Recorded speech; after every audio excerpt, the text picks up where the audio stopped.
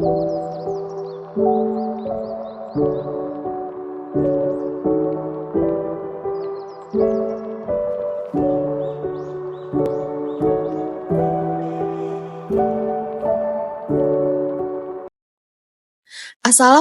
warahmatullahi wabarakatuh.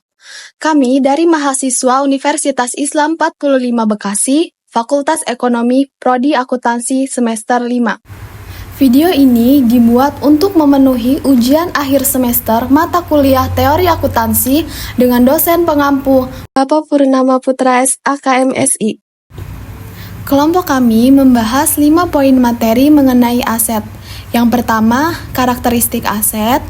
Yang kedua ada penggolongan aset, yang ketiga ada perolehan aset tetap, berikutnya yang keempat ada penilaian aset tetap, dan yang terakhir yaitu pengukuran aset tetap. Sebelum masuk ke pembahasan materi, izinkan saya untuk memperkenalkan anggota kelompok yang terdiri dari Alifia Fadilah, Dara Gita Mardatilah, dan Laila Faturrahmah. Baik, poin pertama yang akan dibahas yaitu karakteristik utama aset. Jadi, aktiva atau aset adalah sumber daya yang dimiliki entitas dan digunakan dalam kegiatan produksi, konsumsi, atau ditukar dengan barang lain. Menurut Pernyataan Standar Akuntansi Keuangan atau PSAK nomor 16 revisi tahun 2011, aset adalah semua kekayaan yang dipunyai oleh individu ataupun kelompok yang berwujud maupun yang tidak berwujud dan memiliki nilai atau manfaat bagi setiap orang atau perusahaan. Sementara itu, Ikatan Akuntan Indonesia atau IAI mendefinisikan aset sebagai sumber daya yang dikuasai oleh perusahaan sebagai akibat dari kejadian yang terjadi pada masa lalu dan asal-muasal datangnya manfaat ekonomi masa depan yang diharapkan memiliki manfaat bagi perusahaan. Karakteristik aset dibagi menjadi beberapa. Yang pertama, memiliki manfaat ekonomi yang diperoleh untuk masa yang akan datang. Yang kedua, dikuasai dan dikendalikan oleh perusahaan. Yang ketiga, hasil dari transaksi atau peristiwa di masa lalu. Berikutnya itu ada penggolongan aset. Aset berdasarkan konvertibilitas. Klasifikasi ini didasarkan pada konvertibilitas aset menjadi uang tunai. Jenis aset yang ada pada klasifikasi ini adalah aset lancar dan aset tidak lancar. Aset lancar adalah salah satu jenis aktiva yang paling liquid. Dengan kata lain, aset tersebut adalah jenis aset yang paling mudah, cepat untuk dikonversi menjadi uang tunai. Aset yang lancar mempunyai siklus atau perputaran serta manfaat yang relatif singkat. Biasanya, jangka waktu perputaran aset lancar adalah 1 tahun atau di dalam satu siklus normal perusahaan. Oleh karena perputaran aset yang sangat cepat, manfaat dari aktiva lancar juga tergolong cepat habis. Namun setelah habis, aset tersebut akan tergantikan oleh aset atau aktiva lain.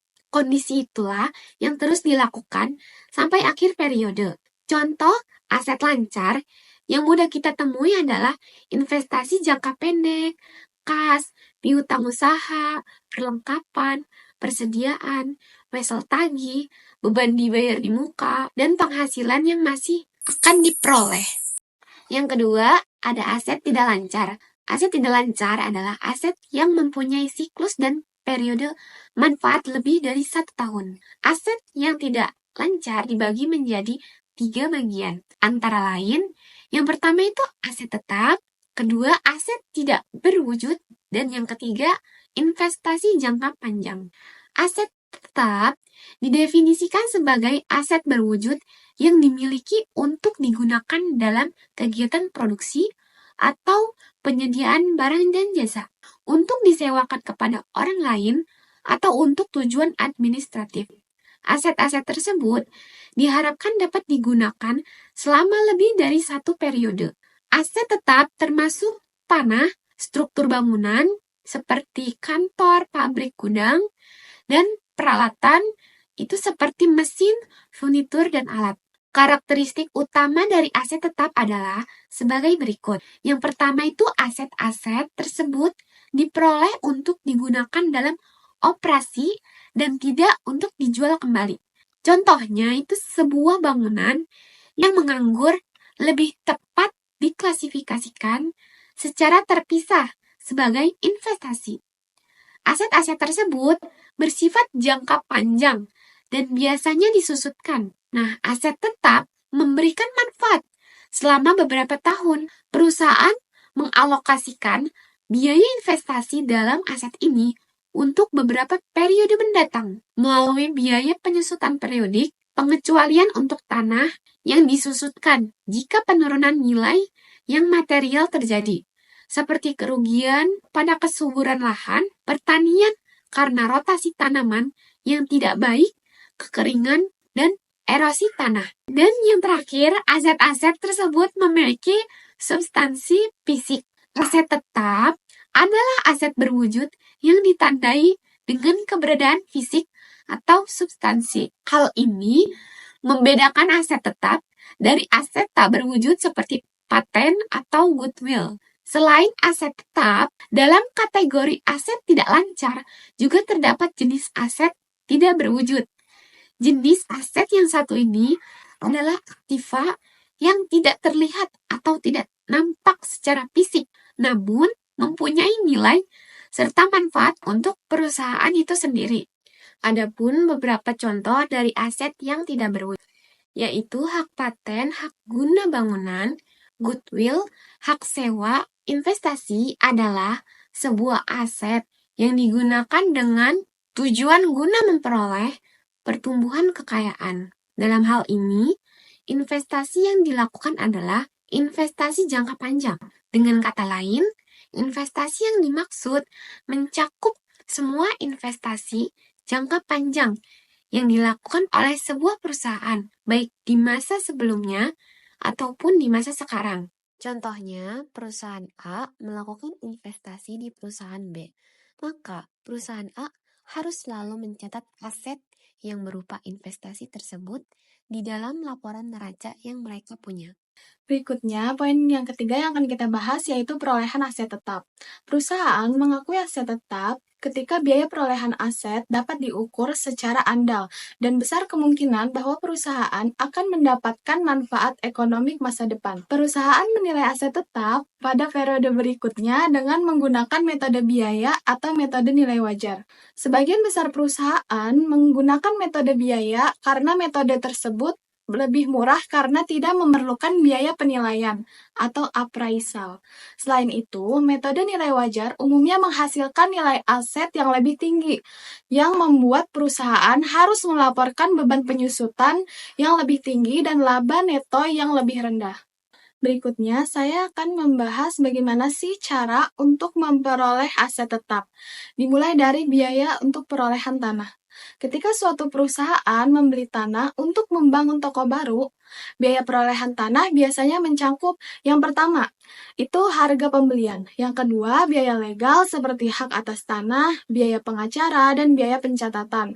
Dan yang ketiga, biaya yang dikeluarkan dalam mengolah tanah sehingga kondisinya siap untuk digunakan, seperti perataan atau grading, pengisian atau filling, pembuangan atau draining, dan pembersihan, hipotek, atau kasus sitaan atas properti. Dan yang keempat yaitu peningkatan lahan tambahan yang memiliki umur manfaat tak terbatas. Berikutnya, cara untuk memperoleh aset tetap yang kedua yaitu bangunan. Biaya perolehan bangunan harus mencakup semua pengeluaran yang terkait langsung dengan perolehan atau konstruksi bangunan tersebut. Biaya perolehan ini meliputi yang pertama ada bahan baku, tenaga kerja, dan biaya overhead yang muncul selama konstruksi. Dan yang kedua itu ada biaya jasa profesional dan izin bangunan. Akan tetapi, bagaimana perusahaan harus mencatat sebuah bangunan tua yang ada di lokasi bangunan baru yang akan digarap? Apakah biaya pembongkaran bangunan tua tersebut termasuk biaya perolehan tanah atau biaya perolehan gedung baru? Jadi, jika perusahaan membeli tanah yang terdapat bangunan tua di atasnya, maka biaya pembongkaran dikurangi nilai residu adalah biaya untuk mempersiapkan tanah untuk digunakan. Dan biaya ini lebih berhubungan dengan tanah daripada dengan gedung baru. Dengan kata lain, semua biaya untuk menjadikan aset siap digunakan perusahaan adalah termasuk biaya perolehan aset tersebut. Berikutnya, cara untuk memperoleh aset tetap yang ketiga yaitu biaya perolehan peralatan. Istilah peralatan dalam akuntansi termasuk peralatan transportasi, peralatan kantor, mesin, perabotan, dan perlengkapan, peralatan pabrik, dan aset tetap yang sejenis. Biaya perolehan aset tersebut meliputi harga pembelian, biaya pengiriman, dan penanganan yang terjadi, asuransi atas peralatan saat pengiriman, biaya pondasi khusus jika diperlukan, biaya perakitan dan pemasangan, dan biaya pengujian peralatan. Berikutnya, poin yang keempat yang akan kita bahas yaitu penilaian aset tetap. Seperti aset lainnya, perusahaan harus mencatat aset tetap sebesar nilai wajar yang diserahkan atau sebesar nilai wajar aset yang diterima.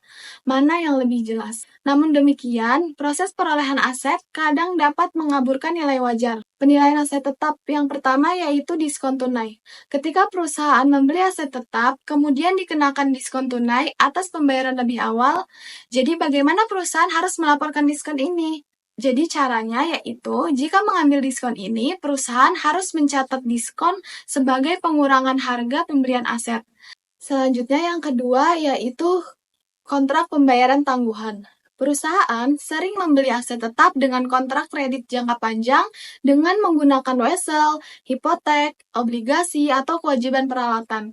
Kemudian yang ketiga itu pembelian lumsum. Lumsum adalah metode pembayaran lunas yang dilakukan berdasarkan kontrak tertentu. Umumnya metode pembayaran ini dilakukan karena nominal transaksinya besar.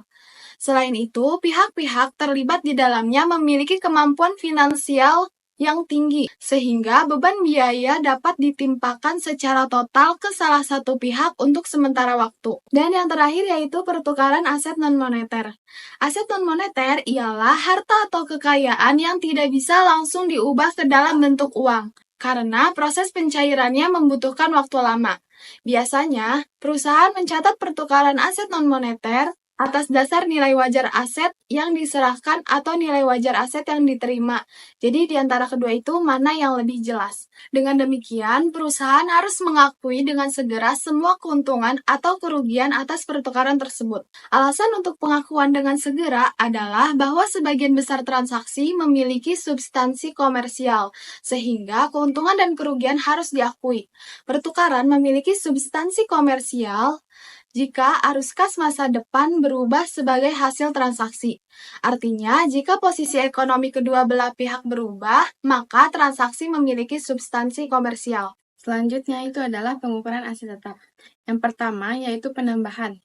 Jadi, menurut definisi, perusahaan mengkapitalisasi setiap penambahan untuk aset tetap karena terdapat aset yang harus dibuat. Misalnya penambahan bangunan seperti di rumah sakit atau sistem pendingin udara di kantor meningkatkan potensi pelayanan fasilitas itu. Perusahaan harus mengapitalisasi pengeluaran tersebut dan mengaitkannya dengan pendapatan yang akan dihasilkan di masa mendatang. Yang kedua itu adalah perbaikan dan penggantian. Perusahaan menggantikan salah satu aset dengan aset lain melalui perbaikan dan penggantian. Perbaikan atau improvement adalah substitusi aset yang lebih baik untuk menggantikan aset yang saat ini digunakan. Misalnya lantai beton digantikan dengan lantai kayu. Sedangkan untuk penggantian atau replacement pada sisi lain adalah substitusi aset serupa, seperti lantai kayu menggantikan lantai kayu gitu. Yang ketiga itu pengaturan ulang atau reorganisasi. Sebagaimana yang ditunjukkan sebelumnya, perusahaan dapat dikenakan biaya pengaturan ulang atau biaya reorganisasi atas beberapa asetnya. Pertanyaannya adalah, apakah biaya yang dikeluarkan dalam pengaturan ulang atau reorganisasi ini harus dikapitalisasi atau dibeberkan? Menurut IFRS atau International Financing Reporting Standard menunjukkan bahwa pengakuan berhenti setelah aset sudah berada di lokasi dan pada kondisi yang diperlukan untuk memulai operasi sebagaimana yang dimaksud oleh manajemen. Akibatnya, biaya reorganisasi atau pengaturan ulang aset tetap yang tidak dikapitalisasi tetapi dibebankan pada saat terjadinya. Selanjutnya, yang keempat itu adalah perbaikan kembali.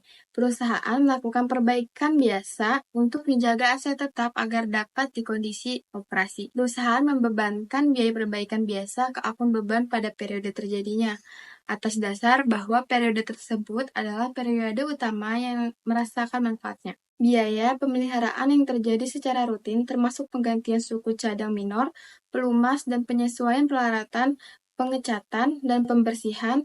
Perusahaan memperlakukan biaya ini sebagai beban operasi biaya. Sekian video penjelasan materi dari kelompok kami. Semoga bermanfaat untuk teman-teman semuanya. Mohon maaf apabila ada kekurangan. Wassalamualaikum warahmatullahi wabarakatuh. Yang pertama, karakteristik utama aset. Dan kegiatan Entar ulang. lagi ngobrol. Ulang. Kok gue kayak ini ya? Born on the wrong side of the ocean, with all the tides against you.